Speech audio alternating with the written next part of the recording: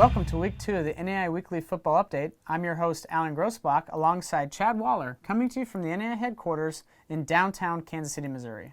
Now, Alan, before we jump into this week's show, I think we need to take a second to say congratulations to former Morningside running back Brandon Wager.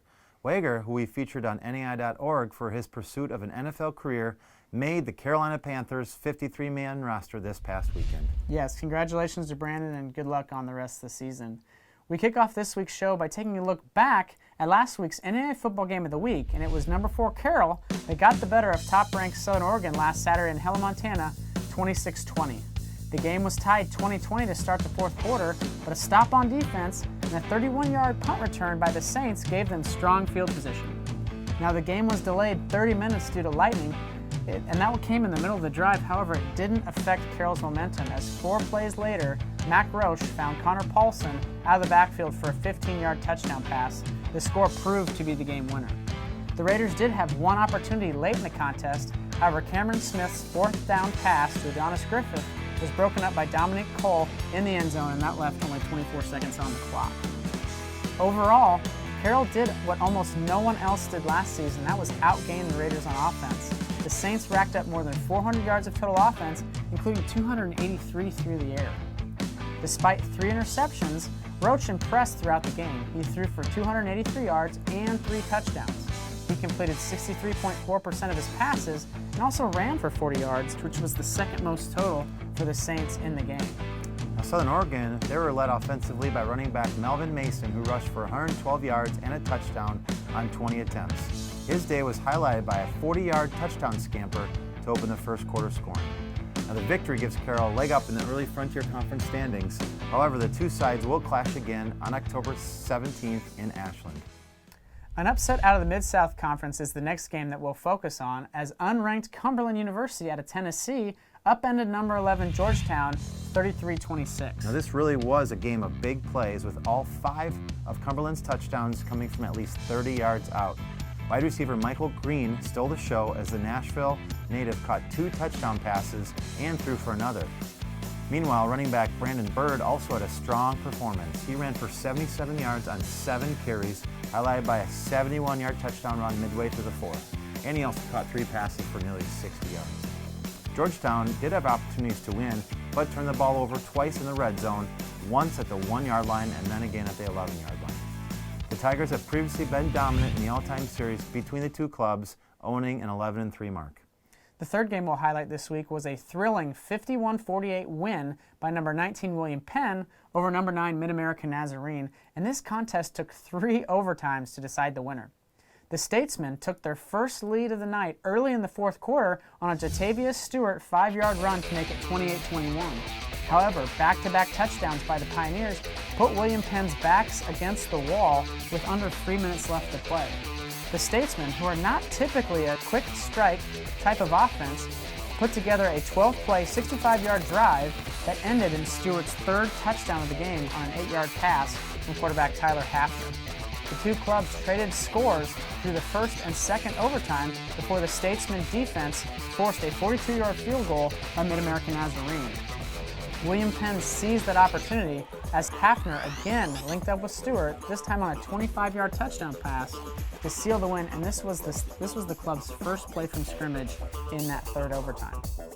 The two teams combined for more than 1,000 yards of total offense in the game, with 597 coming from William Penn. A great performance by that offense. Despite completing only 10 of 27 passes, Hafner threw for a career-high 243 yards and 4 touchdowns. He also ran for 80 yards and another score. Now let's take a look at a couple other notable scores over the past weekend, as number 3 Morningside beat Sterling 77-17. And in that game, the Mustangs racked up nearly 900 yards of total offense in the game. Another score was number 12 Northwestern out of Iowa defeating number 22 Tabor 9-7. And also Dakota Wesleyan upset number 14 Ottawa 23-22. And in the final upset, we have Nebraska Wesleyan defeating number 21 Friends 27-17. A lot of upsets there, especially in the GPAC KCAC crossover battle that they do, or that they started this year, excuse me. Looking at our NAIA football game of the week for this week, it was another landslide as number 19 William Penn and number 15 Baker received nearly 750 votes between our Facebook and Instagram polls, and that was 200 more than the second place finisher. Saturday marks the first meeting as Heart of America Athletic Conference members between the two schools and the third all-time. The Statesmen are 2-0 all-time against Baker, with the previous two wins coming in 1972 and 73. And Chad, get this. William Penn has outscored Baker 111-0 in those two games. Again, that was way past in the history, so who knows what could happen on Saturday, but that is just kind of an impressive stat there for the Statesmen. William Penn, they feature an old-style option offense that leads the NAIA in total rushing offense with nearly 700 yards on the ground in just 2 games. The Statesmen are 3rd in rushing offense per game, 5th in total scoring, and 5th in third down conversion percentage. So as you can tell, William Penn's offense is running on all cylinders through 2 games this season. Quarterback Tyler Hafner is the key to the Statesman offensive attack. The senior quarterback, who is the son of head coach Todd Hafner, leads the team in passing and rushing while ranking 2nd on the squad in scoring. He has accounted for 7 touchdowns this season, 4 passing, 3 rushing, and ranks 8th in the NAIA in total scoring with 18 points. Defensively, the Statesmen are allowing an average of 38 points per game and 434 total yards. Linebacker Jake Baptiste is the team leader with 14 tackles, while defensive back Keegan Murphy is tied for the NAIA lead with 2 interceptions. Saturday against Baker will mark the 3rd straight top 25 opponent for William Penn. Tough season to start. Yeah, now similar to the Statesmen, Baker enters the game coming off a pair of emotional victories. The Wildcats down number 6 Grandview in their season opener before shutting out Culver Stockton 58-0 last Saturday. Wow.